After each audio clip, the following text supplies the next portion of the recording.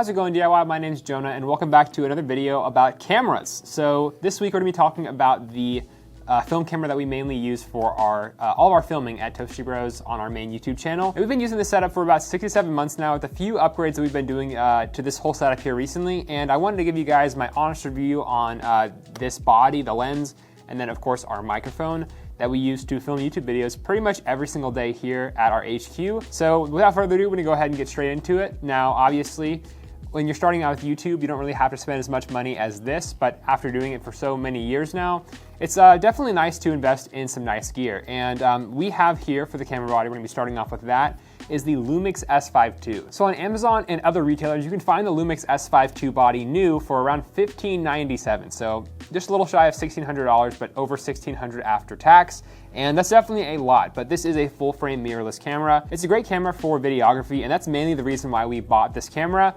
Obviously, if you guys know me and my personal rig, it's my Sony a7 IV, and honestly, after using the Panasonic Lumix S5II for a little over a year now, I'd say, or maybe even a year and a half at this point, I've definitely come to appreciate and like the features that this thing has for its video capability and features. So that's one of the big benefits to this camera that it has, and like all Lumix cameras that we've ever been using has, it's live cropping. So you'll see that type of B-roll shooting that we like to do here on the channel a lot. So that's been a really big feature that I really love about this camera. But $1,500 though, it's pretty expensive. So what you can do is you can find it on the used market, which I actually bought both my personal lens and camera body on eBay. So I saved some money that way.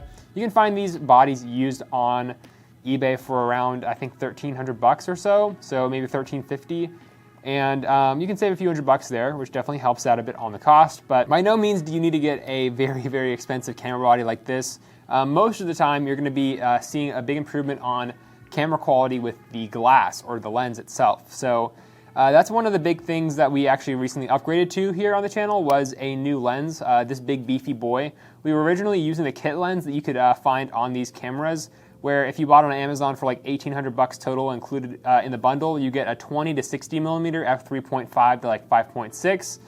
But we ended up opting to the 14 to 24 Sigma DGD-N Art. And this thing's a pretty hefty camera, I will say, with this new lens on it.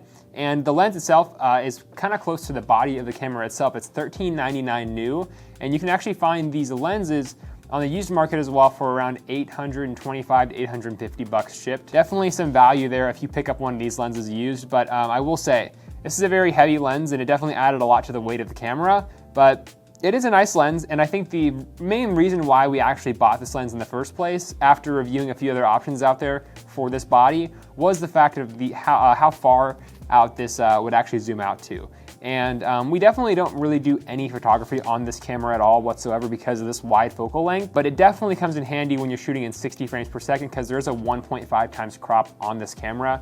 So that's like a big downside with the whole body itself. But if you do get the right lens for it, this is a really, really nice setup that I've really come to enjoy over the few months that we've been using this this pairing. So as far as the Sigma lens goes, I've been using Sigma lenses for probably around 3 years now, and I've had no issues with them whatsoever. And I actually do love how sharp these lenses looked.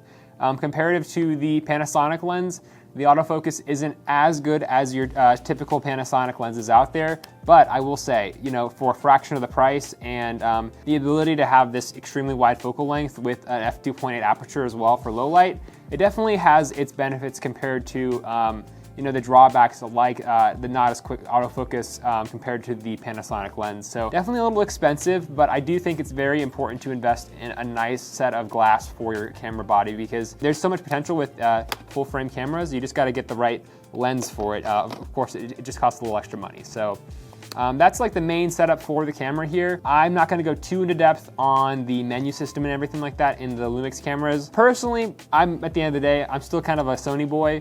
That's kind of what I spent my money on originally, and I just like the picture quality because I do a lot of picture and video, kind of hybrid shooting on my Sony camera at home.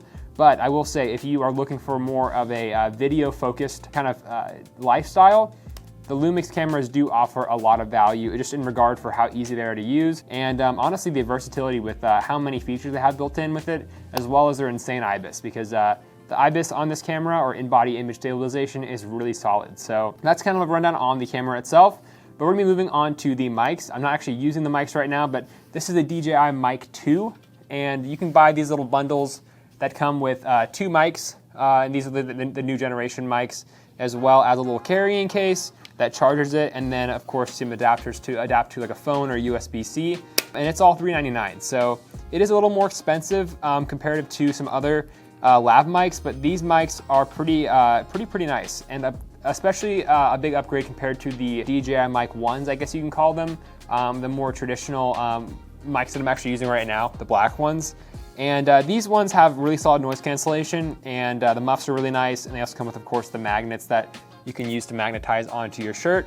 And they also, I see how they also made mini mics as well, which I've seen a few creators out there use them. I haven't gotten my hands on it, but DJI mics overall, I'd say with how much we use them, they are pretty trouble-free. They occasionally will have like connection issues, and sometimes they won't charge and stuff like that, but we actually have recently sent out a few of our mic sets out to DJI, and they've actually fixed it. So in terms of making sure they're all serviced and everything, they do a pretty good job with that, and they do sound pretty solid. Comparative to some other ones, these cancel noise really well, and you have as well even more insane noise cancellation features by like pressing the power button once to activate that extra noise cancellation. So these are pretty solid, and that's really all we've used here at the office for like the last however many years. Ever since I started working here, we've been using these. So there's not too much that you really need to get a setup going for YouTube, but this is definitely, I'd say, on the more higher end. You could even just start with like a phone, because especially like newer iPhones, and heck, even one of those like cheap Apple headphone mics. I see tons of people using those still that have millions of subscribers. They just like what they have. So you can really get away with cheap camera gear, but if you're looking to step up your camera game down the road, you can definitely spend as little as $500, or you can spend as much as 5,000. So it really there's a really large spectrum there. But that's pretty much gonna wrap up this video. If you have any other questions about our camera setups or maybe like settings and everything like that, be sure to leave them down in the comments below. But thanks for watching to the end if you all did, and we'll see you guys next week. Peace.